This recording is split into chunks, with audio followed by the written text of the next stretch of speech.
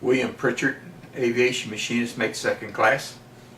And while I was gone, my orders came through for RVAH 14, but I was supposed to report to Albany, Georgia with them. So I had to fly back down to Florida, check out of RVAH 7, and get orders to 14. So during that time while I was home, in fact, the night I was flying back to Florida, there were several tornadoes in the area back in southern Ohio. And I had called them and told them, I said, I said, if everything goes right, I'll be there in plenty of time to check in. But I just want you to know there are tornadoes in the area today. And this so happened my division officer had the duty that night, and he said when he told me I had orders, come back and check out. So it took me 2 days to check out and get my new orders. And I came back and got my wife, and we headed for Albany, Georgia. So we spent a good time traveling, and I joined up with Heavy 14 down there in their jet shop, if I want to call it. We spent almost a year there at Albany, Georgia, with them getting trained and everything to go out aboard the. And our next ship would be the first cruise on the John F. Kennedy, CVA 67. And I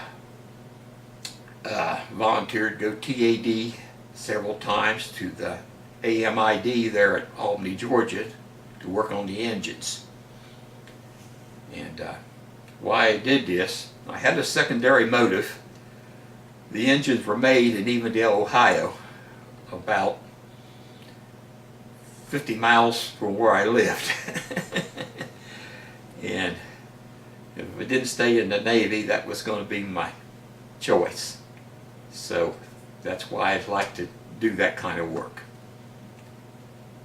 The first time they sent me to the AMID there at Albany, Georgia, I checked in with the chief there, and he looked at my record. He said, well, your chief told me you spent time at sea and everything. I did, but I was in hangar deck division. And I said, the only time I was out on the carrier calls with Heavy 7, but I said, other than that, I said, I haven't had any experience on any engines. But I said, I'm willing to learn and jump in.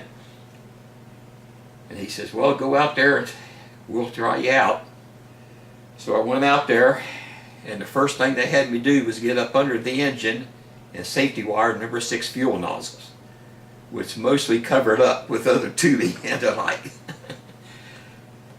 And so I got the tools I needed and got up under there, and I did the job, and it took me about 20 minutes to half an hour, and got them up out of there. And I said, well, I got it done.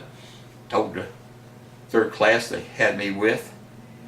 He says, you didn't get that done. He got up under there. He says, by golly, you did. And that was memorable for me. And I worked down there. When I had to go back to the squadron, you just got to stay about 3 months, and you had to go back to the squadron. And Chief told me, he says, we'll have you back anytime you want to come back. So I thought that was a good recommendation. I went back to squadron for 3 months, and they asked me if I wanted to go back again. I said, yes, I'd like to go back again. We went out aboard Kennedy. I can say I was back in AMID in the jet shop, and we actually mostly had 8-hour days, unless something drastic happened. And I have put in some 10 and 12-hour days back here in the jet shop when something needed to get done. But we was mainly on 8-hour days, and I consider myself very lucky to have those kind of days, because I had time for letter writing and everything then, you know, and to get rest. One time there, I came down with the flu back there in '69, and I reported to the jet shop that morning for my shift, and I told the chief, said I want to go to sick bay, said I'm not feeling well.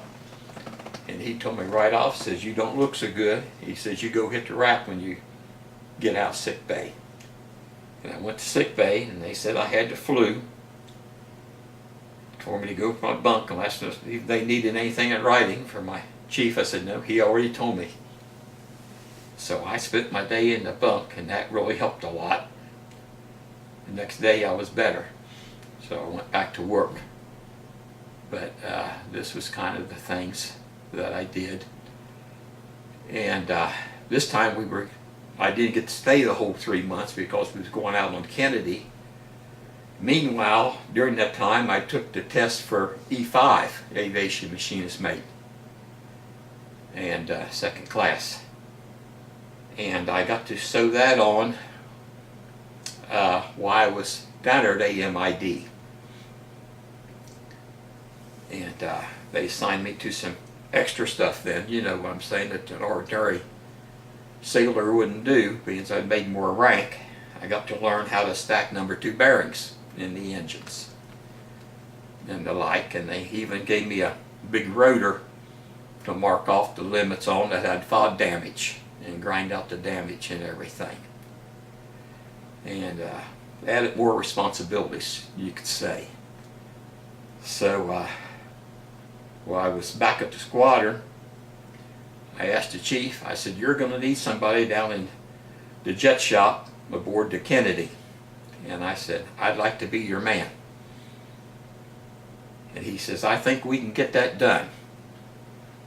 And so when we went out aboard the Kennedy, well, I went back to the squadron. They made they went out aboard the Kennedy for when it went to Gitmo. And they asked me if I'd stay back at Albany for a bingo crew in case that aircraft had to fly back. And I volunteered for that then. And worked on an aircraft that had to come back during that time. But they said you'd already been to sea and everything, so we want to show these other guys what they're going to do. The guys had never been to sea before. And then they came back, and we had about just 2 or 3 weeks before we, maybe a month, something like that, before we left for the med cruise on the Kennedy.